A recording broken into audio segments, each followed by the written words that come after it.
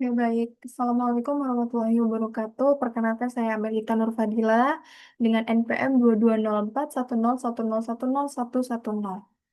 Baik, hari ini saya akan menjelaskan materi tentang perencanaan dan simulasi sungai.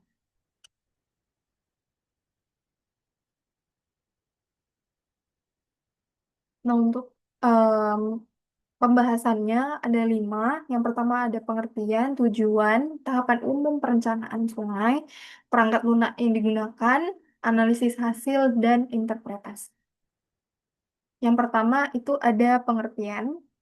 Jadi pengertian dari perencanaan sungai adalah proses perencanaan pengelolaan dan pengendalian aliran sungai secara teknis dan terpadu agar yang pertama sungai dapat mengalirkan air secara aman dan efisien, tidak menimbulkan banjir atau erosi yang berlebihan, dan yang ketiga ada mendukung kebutuhan masyarakat. Nah, untuk kebutuhan masyarakat ini seperti irigasi, air baku, drainase, navigasi, dan ekologi. Kemudian untuk simulasi sungai itu adalah eh, pemodelan numerik. Pemodelan numerik atau komputerisasi untuk meniru perilaku aliran air, sedimen, dan morfologi sungai berdasarkan kondisi fisik dan hidrologinya. Nah, simulasi ini dilakukan menggunakan perangkat lunak atau software seperti HECRAS, Mike 1121, GeoHECRAS, dan SRH 2D. Nah, yang tujuannya itu untuk yang pertama ada memprediksi profil muka air saat banjir, yang kedua ada melihat kecepatan dan arah aliran airnya, yang ketiga menilai stabilitas tebing dan dasar sungai, dan yang terakhir, yang keempat, mengevaluasi dampak bangunan sungai atau perubahan alur. Yang kedua ada tujuan. Nah, untuk tujuan ini terbagi menjadi dua. Yang pertama ada tujuan teknis, dan yang kedua ada tujuan lingkungan dan sosial. Nah, untuk tujuan teknisnya ini adalah untuk menentukan kapasitas penampang sungai yang aman terhadap debit banjir. Dan yang kedua ada menentukan lokasi dan dimensi bangunan sungai. Baik itu untuk bendung, tanggul, krip, dan ground sheet. Yang ketiga ada mengidentifikasi daerah rawan banjir, dan yang terakhir ada mengevaluasi perubahan morfologi eh, sungai akibat sedimen. Untuk yang kedua ada tujuan lingkungan dan sosial. Nah, yang pertama itu adalah memulihkan dan menjaga fungsi alami sungai. Yang kedua ada menyusun strategi untuk penanggulangan banjir, dan yang terakhir ada meningkatkan pengelolaan das.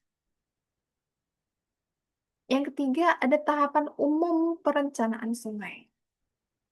Nah, untuk tahapan-tahapannya itu dia ada beberapa tahap. Yang pertama adalah pengumpulan data. Nah, untuk pengumpulan data ini dia mencakup data hidrologi, data hidrolika, data morfologi dan sedimen, peta topografi dan dam, dan yang kelima ada data sosial dan infrastruktur. Yang mana untuk data hidrologi ada curah hujan, debit sungai, debit banjir rencana, dan hidrograf banjir. Nah, untuk data hidrolikanya ada penampang melintang dan memanjang sungai, koefisien kekasaran atau manning, elevasi muka air. Untuk yang ketiga ada data morfologi dan sedimen, itu mencakup material dasar sungai, kecepatan erosi dan sedimentasi, bentuk kelokan, dan stabilitas dasar sungai. Untuk yang keempat ada data topografi dan dam, yang meliputi peta kontur dan peta elevasi digital atau DEM. Dan yang kedua adalah peta tata guna lahan dan daerah penampungan. Untuk yang kelima, itu ada data sosial dan infrastruktur, yang mana eh, isinya itu ada tata guna lahan di sekitar sungai, baik itu jembatan, tanggul, bendung, dan bangunan lainnya. Nah, untuk tahapan yang kedua itu adalah analisis hidrologi dan hidrolikanya. Nah, untuk analisis hidrologinya itu ada yang pertama menentukan rencana hujan dengan distribusi Humboldt atau log persen 3. Terus yang kedua ada mengubah hujan menjadi debit menggunakan metode rasional, SCSCN atau unit hidrograf. Terus yang kedua itu ada analisis hidrolika, yang mana Di step pertamanya itu adalah untuk menghitung kapasitas penampang sungai atau A, atau R, dan S. Terus yang kedua ada menggunakan persamaan Manning, kontinuitas, dan energi. Serta yang ketiga atau yang terakhir itu adalah menentukan elevasi muka air saat debit banjir rencana. Untuk tahap yang ketiga itu ada desain penampang bangunan sungai, yang mana itu tahapnya ada empat. Stepnya ada empat. Yang pertama itu adalah menentukan lebar dasar, kemiringan tebing, dan elevasi tanggul. Untuk yang kedua ada menentukan material pelindung tebing atau refinement. Yang ketiga ada desain grid, ground seal, bendung, atau kolam pengendap. Dan yang terakhir ada analisis stabilitas. Yang mana itu terdapat ada gaya angkat, geser, dan guling.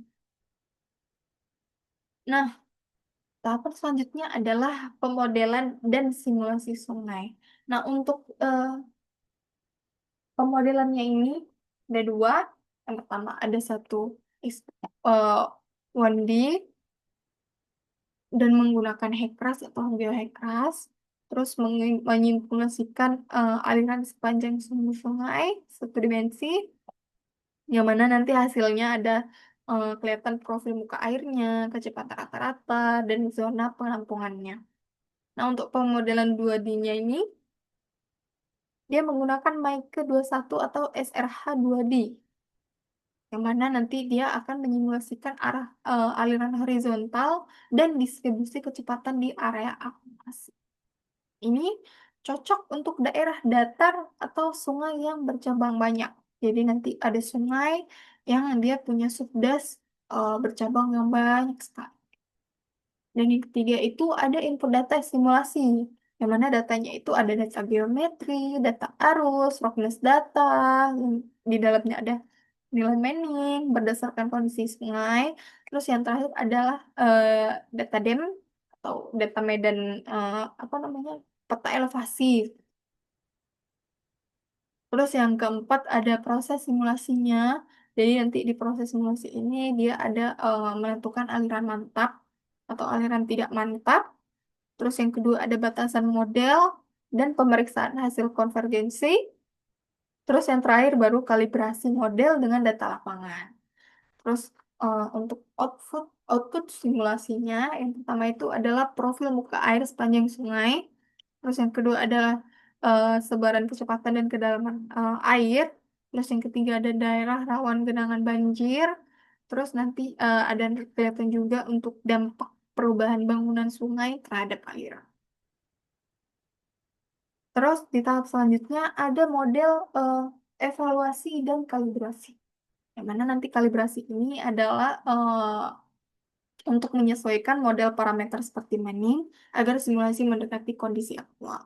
Jadi nanti ketika kita udah hitung analisis hidrologinya, terus analisis hidrologikanya juga nanti setelah kita masukkan ke dalam aplikasi tadi, kan keluar untuk outputnya gimana di aplikasi tersebut. Nah, dari output tersebut nanti kita akan bandingkan dengan eh, data di lapangan, apakah dia mendekati kondisi aktual atau tidak. Dan yang kedua itu ada validasi atau membandingkan hasil model dengan data lain yang tidak digunakan saat kalibrasi. Jadi nanti ketika sudah dibandingkan hasil yang kita running di aplikasi, misalnya di GeoHackras, terus kemudian eh, dia mendekati kondisi aktual. Nah, itu kita bandingkan sama data lapangan kan. Nah, di data lapangannya itu tadi kita buat eh, hasil model data lain. Jadi, datanya ini tadi tidak ikut dimasukkan di GeoHackras gitu misalnya. Jadi data itu tuh jadi pembanding kayak gitu. Jadi ini data hasil running GeoHackras termasuk semua data yang diinput tadi, data DEM, tutupan lahan, suhu hujan, dan sebagainya. Terus kemudian di sini ada data lain sebagai pembanding, misalkan data debit atau apalah. kayak gitu. Jadi ini dibandingkan dan nanti dilihat hasilnya gimana, begitu. Apakah dia mendekati atau dia justru melenceng jauh seperti itu. Terus kemudian yang terakhir adalah kita melakukan evaluasi, yang mana nanti digunakan untuk menyempurnakan desain sungai atau sistem pengendalian banjir. Nah, tadi kan kita udah cocokin. Kalau misalnya nanti mendekati kondisi aktual, berarti desain sungai atau sistem pengendalian banjirnya tadi sudah bisa untuk direalisasikan. Tetapi kalau misalnya tidak mendekati kondisi aktual, nanti kita akan merubah parameter-parameter yang lain yang diinputkan ke dalam aplikasi ini tadi. Misalnya kita pakai GeoPress, kan di situ ada parameter seperti eh, tutupan lahannya, terus habis itu eh, ada data hujan. Nah, nanti parameter ini akan kita otak-atik, yang bisa diotak-atik, sehingga nanti output yang dihasilkan bisa sesuai dengan data lapangan yang ada. Jadi, bisa menyempurnakan desain sungai atau sistem pengendalian banjir yang mau direncanakan. Begitu. Dan untuk yang keempat itu ada perangkat lunak atau software yang digunakan. Seperti tadi yang udah disinggung sebelumnya, jadi di apa, perencanaan sungai ini ada beberapa software yang bisa digunakan. Yang pertama itu ada HECRAS atau GeoHECRAS dengan tipe model 1D dan 2D, yang mana fungsi utamanya itu adalah untuk menganalisis profil muka air, debit, dan simulasi banjir. Yang kedua ada MyKids+, yang mana dia 1D tipe modelnya. Nah, untuk fungsi utamanya dia berfungsi untuk menganalisis aliran dan kontrol bendung atau tanggul. Dan software selanjutnya yang ketiga itu adalah Mikido 21, yang mana tipe modelnya ini 2D dan fungsi utamanya itu adalah untuk menyimulasikan aliran dan sedimen permukaan luas. Terus yang keempat ada SMS atau SRH 2D, yang mana tipe modelnya ini adalah 2D sesuai dengan namanya SRH 2D, dan fungsi utamanya itu adalah menyimulasikan juga aliran permukaan dan morfologi sungai. Nah, kalau tadi di Maikido 21 itu dia menyimulasikan aliran dan sedimen permukaan luas. Nah, untuk SRH 2D ini dia lebih ke aliran permukaan dan morfologi sungainya. Terus yang terakhir ada HECRAS MS, yang mana dia tipe model hidrologi. Jadi untuk hidrologi biasanya memang untuk analisis hidrologi, yang mana nanti fungsi utamanya itu adalah untuk menganalisis hujan atau debit eh, untuk diinput ke EKAS. Gitu. Nah, yang kelima ini adalah analisis hasil dan interpretasi. Untuk analisis hasil dan interpretasi ini, kan ketika setelah disimulasikan tadi, hasil yang sudah ada tadi dianalisa untuk beberapa tujuan. Yang pertama itu ada pemetaan daerah banjir, yang mana nanti akan menunjukkan luas daerah simpanan. Daerah simpanan itu apa ya? Catchment, mungkin.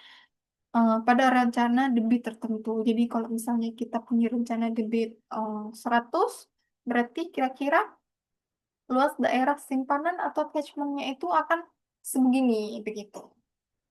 Yang kedua itu ada evaluasi kapasitas sungai, yang mana ini nanti akan menilai apakah sungai ini mampu untuk menampung debit banjir tanpa limpasan atau tidak, begitu. Dan untuk yang ketiga itu ada penentuan dimensi bangunan. Jadi ini adalah dasar untuk menentukan tinggi tanggul. Jadi tinggi tanggul itu seberapa, tinggi bungkus itu berapa, dan dimensi dari revetment. Terus yang keempat, yang terakhir ada analisis dampak, yang mana ini nanti akan menilai dampak jika ada perubahan alur sungai, pembangunan jembatan, atau reklamasi. Oke, baik. Sekian bisa saya sampaikan. Mohon maaf apabila ada kesalahan dan kekurangan selama proses presentasi. Mohon juga untuk arah kritik dan saran serta arahan agar bisa mempresentasikan lebih baik dari sekarang. Saya akhiri. Wassalamualaikum warahmatullahi wabarakatuh.